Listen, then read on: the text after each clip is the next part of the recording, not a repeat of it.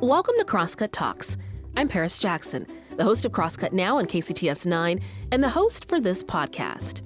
Today we are talking about the groundwork currently being laid to mobilize a new centrist political party, the Forward Party.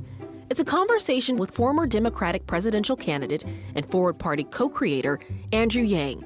In May, Yang sat down with Crosscut executive editor and moderator David Lee to explore his political party at the Crosscut Ideas Festival in Seattle. Yang shares why he ran for president on solutions, pushing ideas like the universal basic income, and how after his campaign, he too became despondent like much of the American public. Yang argues the current two-party political system is broken, with the majority of election races not competitive in his view.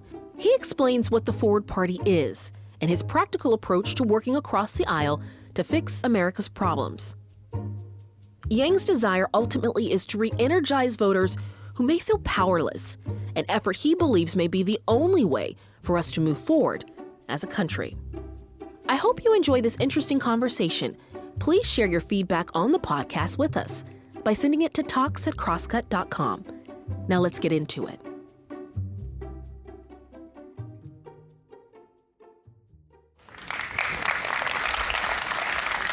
Well, hello everyone, and welcome to the Crosscut Ideas Festival. My name is David Lee, and I'm the executive editor of Crosscut. Today, I'm here to have a conversation with someone who's pretty used to thinking about big things in different ways, Andrew Yang. Many of you know Andrew as a former Democratic candidate for president and former candidate of mayor for New York City. He's also an entrepreneur, a well-known proponent of a universal basic income, and he's a co-creator of a new player on the nation's political stage, the Forward Party. Now, if there is one thing every voter across America can agree on, it's that we want our politics to change for the better. But what to do and how is a topic as contentious as any other. Today with Andrew, we're going to zero in on one idea, this new party with big ambitions and some very big challenges, and learn what can we do about everything to change things and make it take. Ladies and gentlemen, Mr. Andrew Yang. Thank you. Thank you. It's great to be here. Thanks for having me, David. So Andrew, there's a lot of talk about how divided we are and how much dysfunctional situation there is around politics right now. We can't seem to agree about war, the economy, education, abortion, and everyone's gearing up for probably another brutal presidential campaign. Biden versus Trump, the rematch, 2024. It's going to be better this time. Well, what are your It's actually just going to be older this time. What are the biggest concerns that you see for the health overall of the Democratic Republic right now? David, people are right to be concerned. I imagine everyone here is here in part because you don't think our democracy is humming. You don't think our country's heading on a fantastic track. I felt the same way back in 2016 when Trump won. I saw it as a giant red flag. I'd traveled the Midwest and the South, and I'd seen the aftermath of the automation of millions of manufacturing jobs in those communities. And I work with a lot of people in technology, and they said, look, what we did to the manufacturing workers, we're going to do to the call center workers, the retail workers. Turns out the Hollywood writers, they didn't call that one, but so they knew that this wave was going to speed up. And I'm going to confess to you all, I ran for president of the United States. You remember when I showed up on your TV screen during the debates and you said, who's the Asian guy next to Joe Biden? And you Googled it. But I didn't actually imagine I was going to be president of the United States, because I'm not insane. And I'm the son of immigrants, and my parents were not like, you're going to be president someday. It was like, get good grades, clean your room. So my mission was to try and educate us to the fact that we're going through this profound economic transformation, what some experts are calling the fourth industrial revolution. Trump was a manifestation of that in 2016, and that curve is just going to speed up with the onset of AI and other things. So I ran for president trying to mainstream solutions. And the main solution I championed was a universal basic income, which, oh, thank you. You got some fans. Which did go from a 27% approval in 2018 to a 65% approval in 2020. I dare say if that curve had been a little faster, I might actually be your president today, and then we'd have a different convo. But when I came off the trail, I still felt very despondent about the direction of American politics, even though I knew I had objectively overachieved. You know what I mean? Like I came back and I still felt bad. And so I was like, well, why do I feel so bad?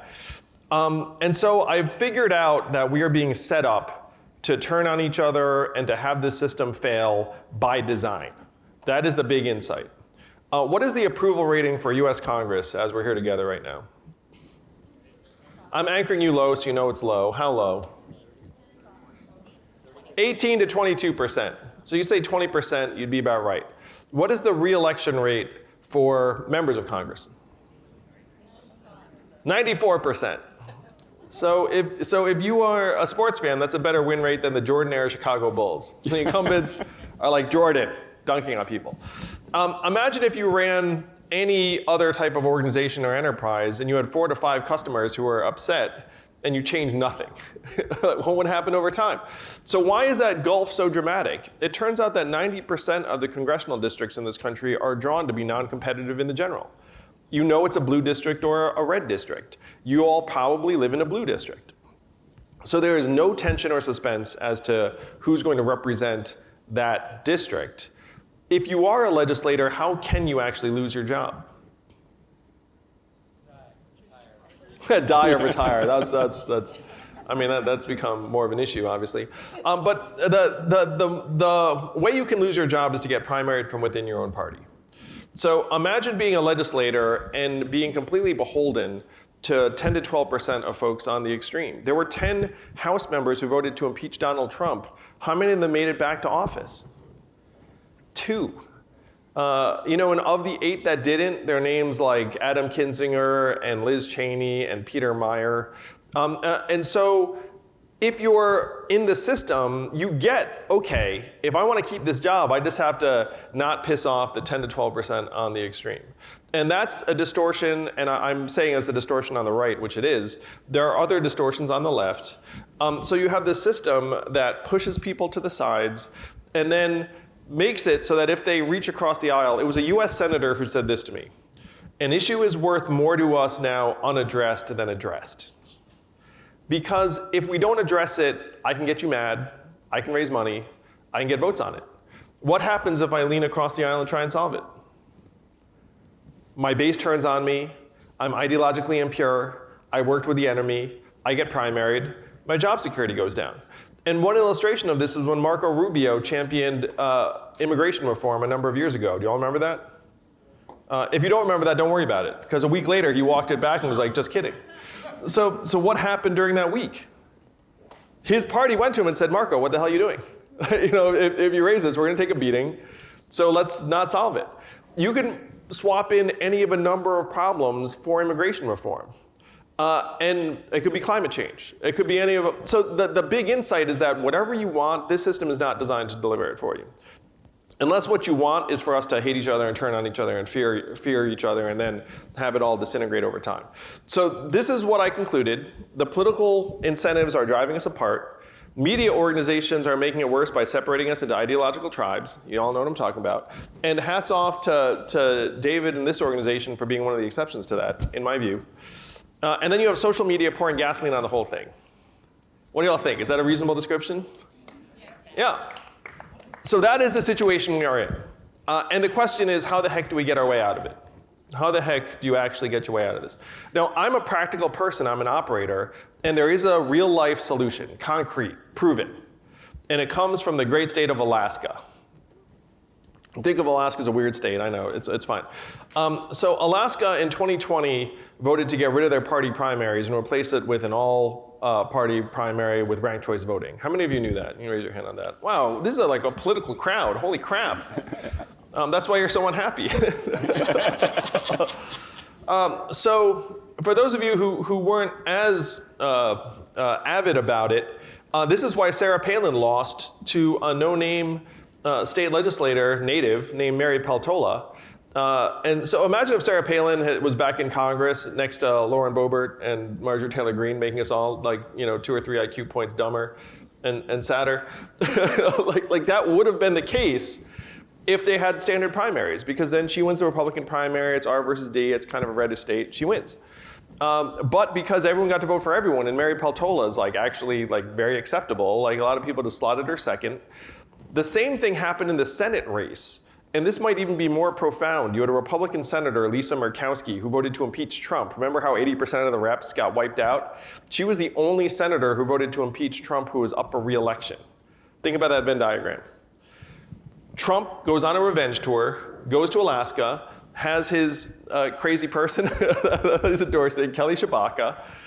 And in a Republican primary, Kelly Tshibaka would have beaten Lisa Murkowski hands down. Lisa Murkowski's approval rating among Alaskan Republicans was measured at 8%. She loses that primary.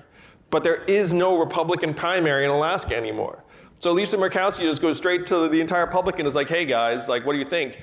And so she edges out Tshibaka by 4 or 5 points. Getting rid of the party primaries in Alaska cost $6 million. What do you think of that as an investment? Pretty freaking good, right? You got rid of Sarah Palin, Lisa Murkowski is $6 billion. We're spending $8 billion a cycle hating each other. So how much are we spending on trying to fix the system and the mechanics? I'm not a very good politician, I'll confess to you all. My father was a physicist, my mother was a statistician. I'm a geek, I'm someone who looks at the system and says, okay, I get it. We're all operating in this terrible design, terrible incentives. The incentives are rewarding folks for being aggressive and inflammatory. It's going to get worse and worse. If you don't cure the incentives, you're sunk. So this is the mission of the Forward Party. Now, what people will say is oh, third party, nadir, spoiler, blah, blah, blah. It's all nonsense. Because all they're doing is they're fast forwarding to one race out of 520,000 races, which is the presidential, in the case that you actually run someone. You're here in Seattle, this is a non-competitive zone, just like 75% of the country. You have a one-party system here in Seattle. It's the Dems. A lot of you are Dems, but even if you are a Dem here in Seattle, you might not be pumped about what's happening or not happening in Seattle. And you know what your choices are? None. You have zero agency in it. The Democrats have that stuff wrapped up, and then they'll be like, hey, what are you gonna do? And anytime there's a seat that opens up, what is the only question? Who's next in line? You know what I mean? You have this system that's just churning through people while it fails us over and over again. They pretend there's competition, there is not. In 3/4 of the country, what they'll do is they'll point to the folks on the other end of the side of the aisle and say, it's their fault, it's their fault. They are nowhere near this scene of what it is that you're concerned about. I've traveled the country, Iowa, Ohio, all over the place. There are people in rural America, they're questioning what the heck is happening to their family's future, their future. They are not your enemy. They are not our enemy. The only enemy is a system that is going to tear us all apart. Okay, so Andrew, let's talk about that then. You are talking about the Forward Party, a third party that is new. What is it going to take for the Forward Party to make some inroads? And who is a Forward Party voter? So the fun part about what we're doing with the Forward Party is we're actually doing all the blocking and tackling and jumping the bureaucratic hurdles that stand in the path of the, frankly, majority of Americans right now who'd want something different. Right now, about 25% of Americans say they're Democrats, about 25% say they're Republicans, and about 50% say they're independents. But the parties control everything, and those parties are controlled by sort of the extremes within their ranks. So if you want to build a national party, it turns out what you're doing is you're building 50 state parties and then one national umbrella. You're building 51 organizations. So the Forward Party, which we started 18 months ago, is already the third biggest party in the country by resources, recognized in 6 states, executive committees in 12. Washington should be up and running by September of this year. Chapters in 47 states. You know why? Because everyone's fed up. Now, the way you overcome the obstacles is on a state-by-state basis. So every state has its own rules. Washington's rules are that if you're a new party, you essentially are competing via like a political action committee very often. And that in order to become a major party in Washington state, you'd have to run a statewide candidate, do some things. So we're very, very tactical and practical in every environment. David, the fact is, again, 70% of these 520,000 races around the country are uncontested or uncompetitive. So when you arrive near the Forward Party, everyone's going to be like Nader, da-da-da. It's like, no, we're not talking about Nader. We're talking about your school board. We're talking about the fact that like the county executive position or the nonpartisan mayor's position, like half that stuff is uncontested. The insiders have it. And at your downside, if you support the Forward Party, is just that the party in charge, in your case, Democrats, actually has to respond to you and shape up. They do not have to shape up right now. It doesn't matter. You don't matter. If you had some kind of competition, then they'd be like, oh, wow, like maybe we have to actually start like delivering on schools or public safety or homelessness or like substance abuse or whatever the issue is, because someone might vote a forwardist in, and a forwardist isn't coded as racist or anything else, you know what I mean? Like the game is like, if you were to run as a Republican in Seattle, it's a non-starter. It's over before it starts. You run as a Forward Party member, no one knows what the hell that means. You know what I mean? They'll look at it and be like, I have no idea what this person's party affiliation means, so I guess I have to meet them. I guess I have to listen to them. I guess I have to go to their website. Like, you have billions of dollars inflaming us and pretending we're in this ideological war. You know why? Because that's how they're making money. That's actually the way they can survive now, is that if media organizations deliver the straight news, over 2,000 local papers have gone out of business. And so the only ones that are left standing have figured out that their business model is giving people comfort food and disguising it as news. So what's the relationship between the Forward Party and the Republicans and Democrats? Do they feel threatened at this point? Do you need to do something to achieve some of your goals to start that base? Oh yeah, we need to do a lot. I mean, why am I here today? I'm here because I'm hoping that some of you will be like, wow, this is actually interesting. I'm interested enough to look into this. And just go to forwardparty.com. You can click on Washington State. We're having a public event tomorrow where you can dig in further and figure out what we're doing here in the state. The great thing is we can support people in any race of either party or no party, just trying to do good things. People ask me what my politics are. It's doing things that help people, period. And there are a lot of folks who, like, I left the Democratic Party, like cast me as like a Trump enabler or like a megalomaniac. It's like, look, I'm just trying to do good things for people. I ran for president trying to abolish poverty. I got attacked for that. I was like, I can't believe this. I thought you guys would think I was like to the left of Bernie. You know what I mean? Though I kind of enjoyed being the magical Asian man from the future who wanted to give everyone money. It was good times. My wife was like, where's this like vast wealth they keep talking about? So I'm here because we're trying to movement build. We could certainly use your help, and we're doing this in states around the country. And everyone loves it because they get it. Like at the local level, they're like, oh, he's right.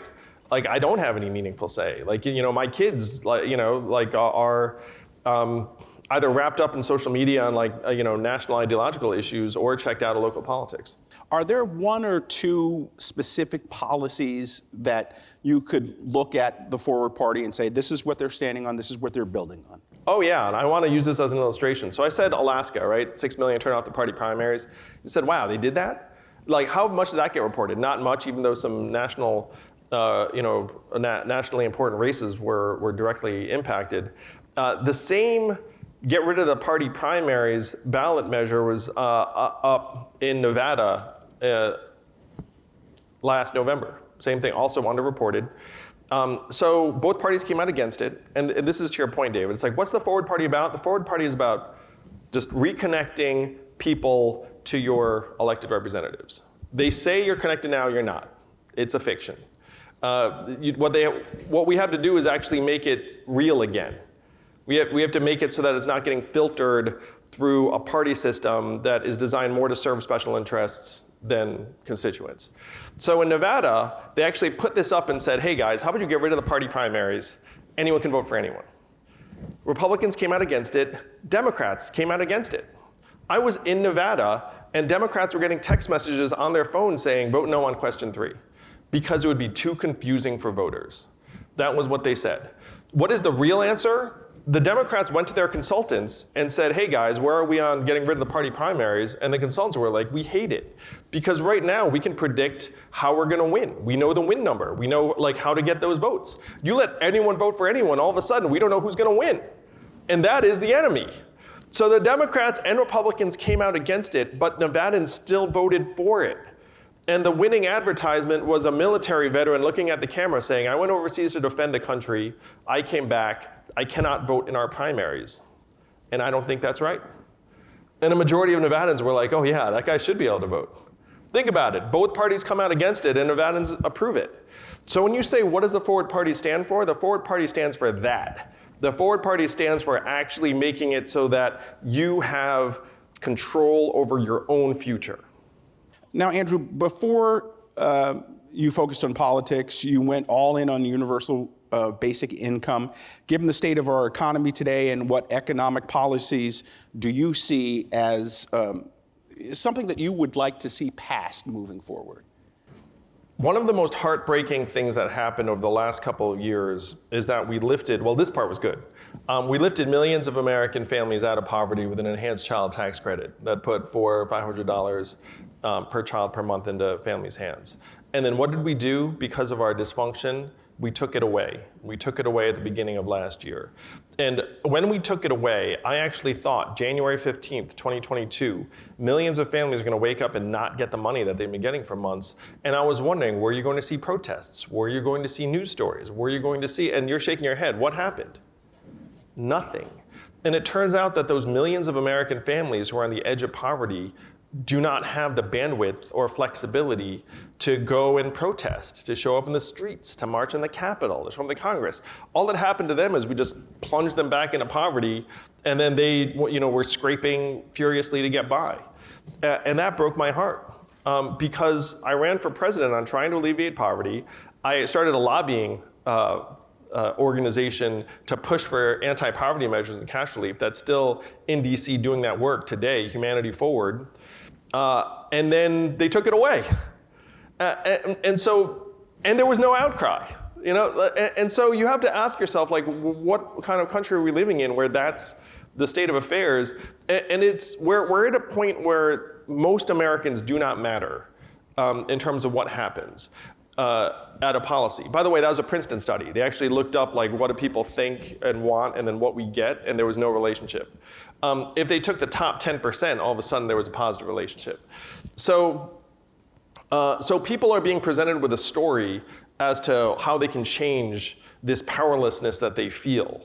And the Forward Party is a genuine, positive, productive, constructive way to restore that sense of the reality of that power to the American people. In the absence of something like this, what story will they be fed? It's these people's fault, hate them, let's tear it all down.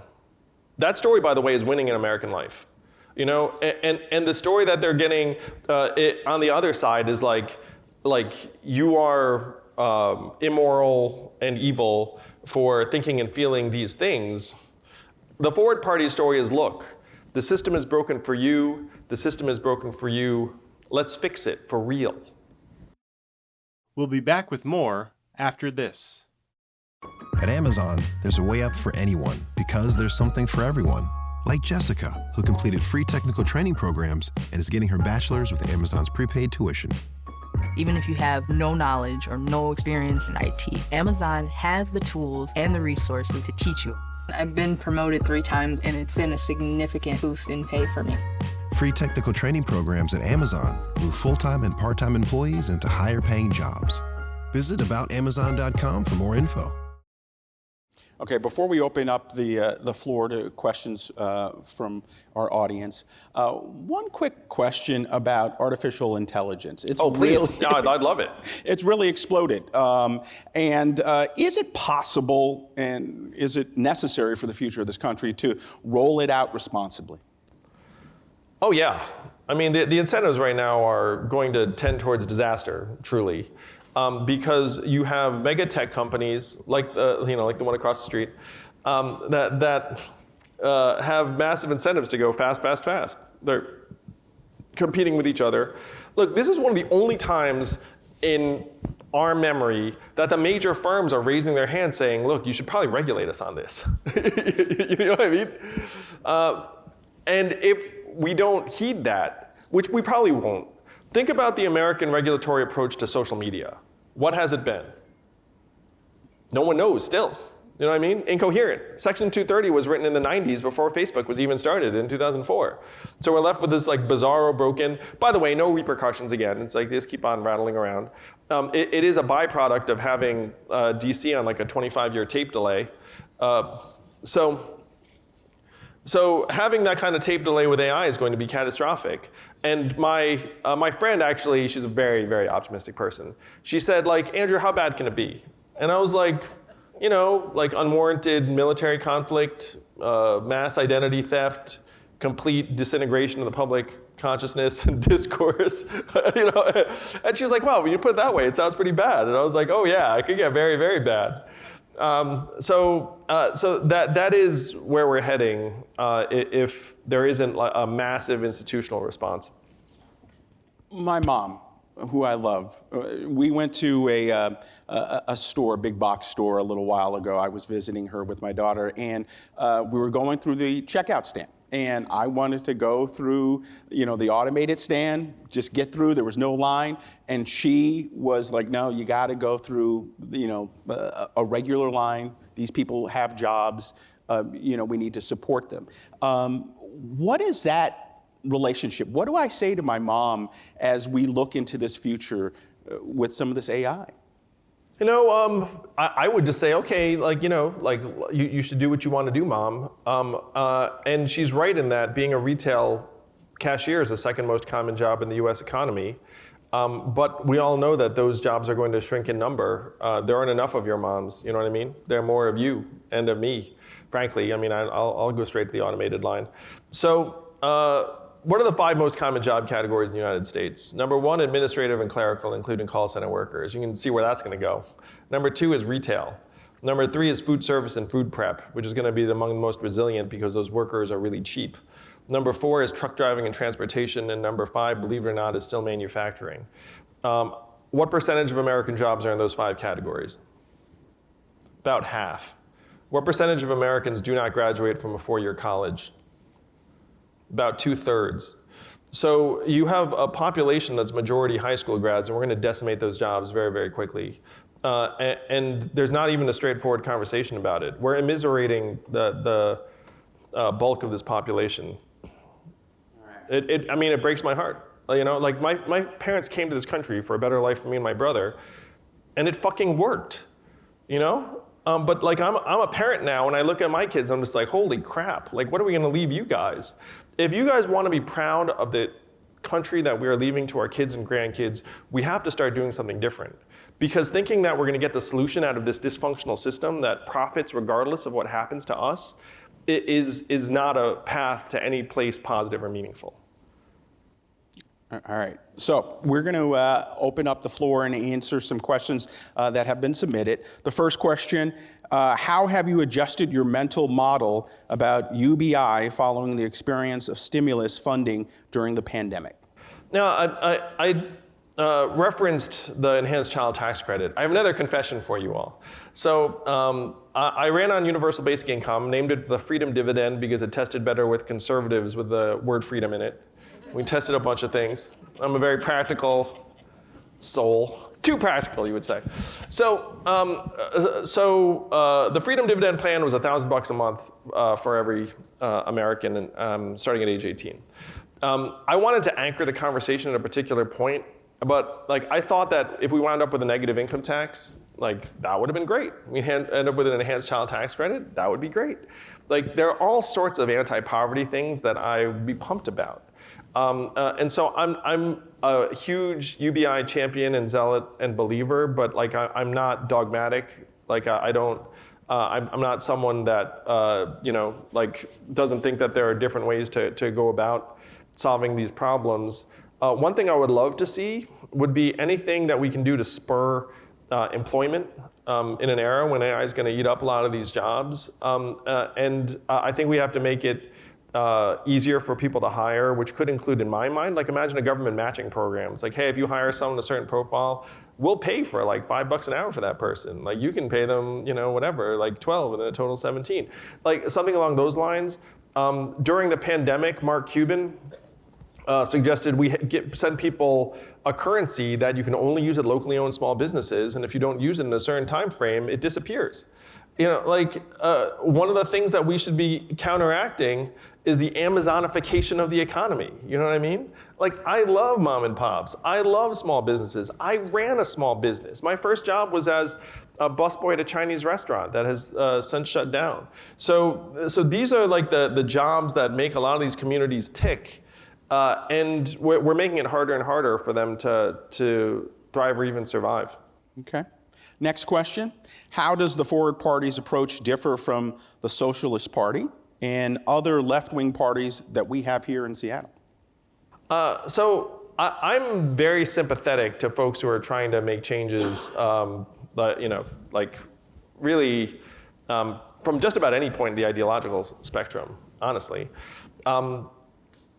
And what I would ask of folks who are trying to go about it, let's say from everywhere from socialist to libertarian, is we have to team up and make common cause and say, look, the mechanics of this are going to make it so that none of us and the majority of Americans will have any chance to have meaningful choice unless we implement something like nonpartisan primaries and ranked choice voting, and then everyone can have like a fair shot. Because in this system, no one has a fair shot. They'll just pat you on the head and pretend, and then you can, get you can scrape by with the social media following and like a little podcast and try and make ends meet.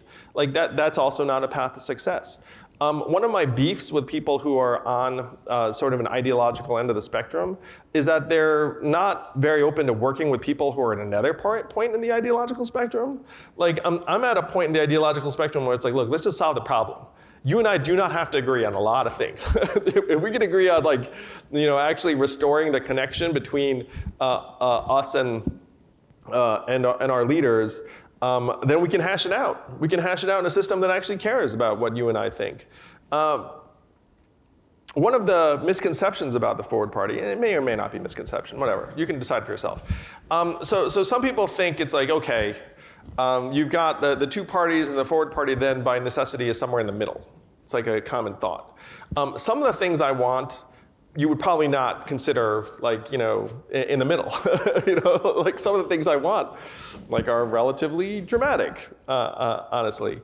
But the game that they're playing with us is to slice us up along an ideological spectrum and say, hey, you're over here, you should hate those people. Don't work with them. That's not good. And so I'm in this practical zone where it's like, I will work with you. I'll work with just about anyone who wants to try and make it so that we can have a genuine say in what the heck we're getting in our own communities. So the next question, and you and I talked a little bit about this backstage, will the Forward Party run a candidate for president in 2024? We are not looking at the presidential race at all. We're looking at the 520,000 local races that most of which are going uncontested. We think that's where the durable progress can be made, the action is. And I'm gonna tell you a story that'll be, I'm a public school parent. How many of you are public school parents or parents at all? So it's cool. So I'm gonna tell you a story about a school board election that might seem familiar. So there are 4 candidates, far left, 2 in the middle, far right. Democrats endorsed the person on the far left, Republicans endorsed the person on the far right. They won. Now they can't get anything done. They don't agree on anything. Most parents, if they'd actually met these folks, would be like, oh, we should probably just choose the 2 people in the middle, and then they would just keep their heads down and do practical school board type stuff. So in this version of the world, if the Forward Party endorsed those 2 people in the middle, then you knew that, oh, that means these people are actually kind of reasonable and results oriented and open to collaborate. That's a vision, and that's what the Forward Party wants to make real. We just had our first mayor flip from another party to Forward Party, raised his hand and said, hey guys, I'm with you. How many of the country's mayors do we think we can enlist that way? Hundreds, maybe thousands. Because there are a lot of folks in different parts of the country, they're tired of the inflammatory stuff, And they also are uncomfortable introducing themselves as a Democrat or Republican in their own communities. They say, you introduce yourself as a Republican in a place like this, it's like, And by the way, I've been in Iowa, and like I said, like I was in a diner, and I said, hey, I'm running for president. And then the waitress said, oh, what party? And I said, Democrat. She was like, oh. And I was like, oh my gosh. It's like, what did I say? So there are a lot of folks who don't want to be in that tribal war, who represent various communities at various levels. So we're going to get hundreds of them to sign up for the Forward Party, and then you look up, and the national parties will not care about this. They'll be like, whatever. Like the Democratic Party has totally given up on rural areas in red America. The Republican Party has totally given up on like cosmopolitan urban enclaves. You know what I mean? And so if we get hundreds, even thousands of reasonable local officials, the national parties will ignore it because they'll be like, that doesn't matter. But I'm going to suggest it does matter. And I'm going to suggest that over time, that's how we actually change things for the better. Okay. So what are your ideas to activate and engage into new political movement those who feel excluded, minorities, people living in poverty? Yeah, and this is something I'm deeply, deeply sympathetic to. I'm the son of immigrants. I was not raised in a political family. My parents were not pumped when I said I was going to run for office, much less president of the United States. Though even my wife was like, president of what? And I was like, United States, obviously, maybe. So there are a lot of people in marginalized communities who don't think that their voice matters. And the harsh truth is that they're largely correct. And then the question is, how can you activate enough of them to be like, no, if you come into this group and we're here and the rest of it, like you can actually see something meaningful happen. That's gonna be a tough case to make unless we actually can demonstrate it in their community. By example, by having their mayor, having like whoever, by doing real stuff. And I love the early adopters to the Forward Party because they tend to be really positive and optimistic. And if we maintain that energy, then we can lift up people who right now have given up on politics from every community. And by the way, this is part of the game too that infuriates me because it's going to hasten our destruction. But there are people in what you'd think of as traditionally Democratic constituencies who are not fans of the Democratic Party. They're you know what I mean? And then there's this national narrative. It's like, oh, you're a person of color, so you must therefore be a Democrat. And there are a lot of people in those communities who are like, that doesn't describe me. Maybe I'm a person of faith. Maybe I'm like they're like a whole lot of things going on. So separating us into these boxes serves their ends and not ours. Okay. Next question. It sounds like the Forward Party is running on the same outrage politics that fuel Democrat and Republican narratives. How are you different? Oh my gosh. I mean, if anything, we're trying to like bring the temperature down, way down, you know what I mean? Like trying to make it so that that you can agree to disagree and you like respect and admire the person if you're like another point in your like policy desires.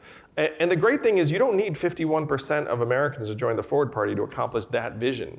Because right now you have a two-sided clash where they'll just be like, hey, someone called it angertainment the other day. It's like it's like this. Like how many US senators would you need to have a fulcrum that actually says, hey guys, neither of you can pass anything unless you work with us. So like let's tone it down and like come to the table. How many US senators would you need? 2 maybe? 3 max? How many members of Congress? 10 to 12? Something along these lines? If 10% of Americans were to join the Forward Party, we would have those buffers and then we would be able to like bring the temperature down.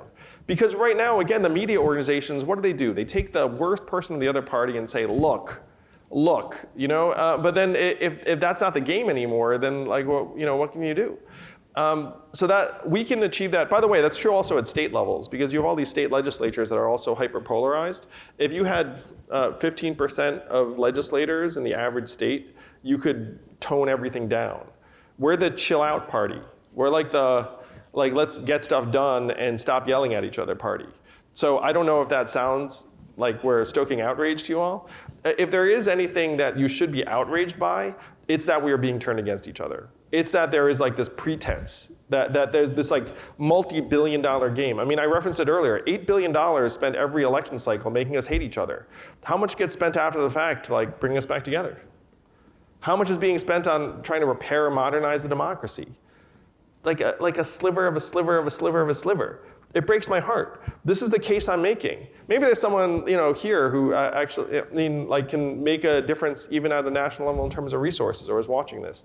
But by the numbers, you have $8 billion being spent in partisan politics. One of the biggest champions of this reform movement was actually a climate change activist.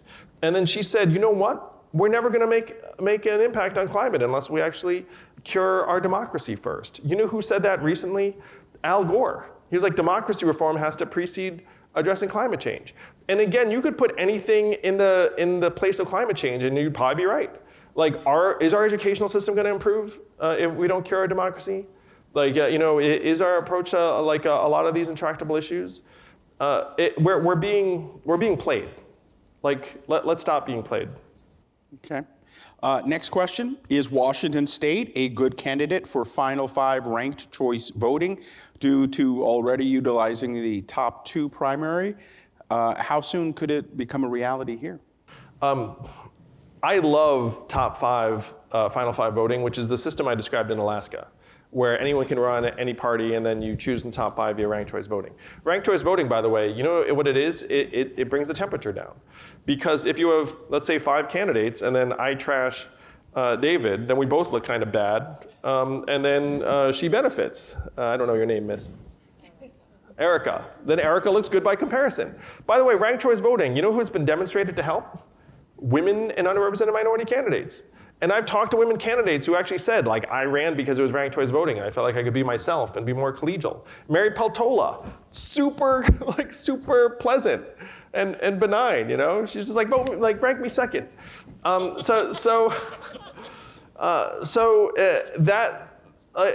wonky, but like, if someone asked me, like, how do you fix American politics? My shortest answer would just be ranked choice voting. And that would be actually, and I know Seattle has ranked choice voting and that there are people here who are very sympathetic to it. By the way, it's better outside of the party primary. It's better than nothing within the party primary. But it's even better if everyone can vote, because then it gives everyone a say and then it ends up giving energy towards like the true consensus. So we're just about to run out of time. What's the one takeaway you want us all to have as we move forward with you and your party? Yeah, so this is a test I would leave you with. This is a test I give myself. That what would it take for you to feel good about our future again? What would it actually take? You know what I mean? Not a holding action, not a we avoided disaster for another day, but actually feel good. Like actually feel pumped about what we're leaving to our kids. And then do that. Now, like I have a vision for how we can get there. It's cool if you're like, that vision's not for me.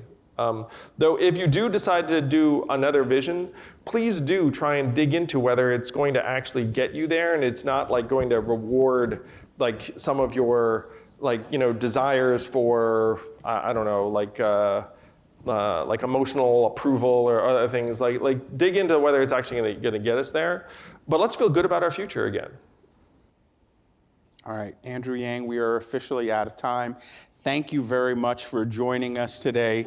And thank you all for being a part. Thank you, Seattle. It's great to see you all. It's great to be back.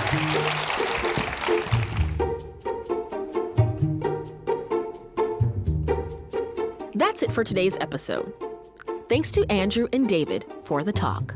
This episode of Crosscut Talks was produced by Seth Halloran and engineered by Rusty Bacall and Victoria Ralph. And the event was produced by Jake Newman and Ann O'Dowd. Madeline Happold managed our audience engagement. And you can subscribe to Crosscut Talks wherever you listen. And if you like the show, please review us. We want to know what you think.